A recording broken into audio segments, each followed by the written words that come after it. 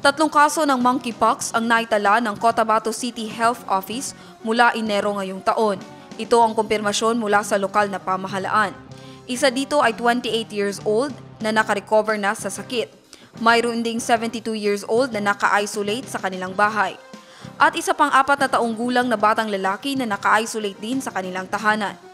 Tandaan ang mga sintomas ng sakit na kinabibilangan ng lagnat, pananakit ng lalamunan, ubo at baradong ilong, pananakit ng katawan at pagkapagod, pananakit ng ulo.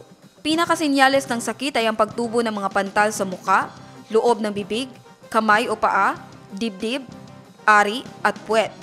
Ayon sa lokal na pamahalaan, sa panahon na mayroong mga ganitong sintomas, pumunta lamang sa pinakamalapit na barangay health station o di kaya tumawag sa City Health Office 0927-396-5666, 425-6679, 429-2130.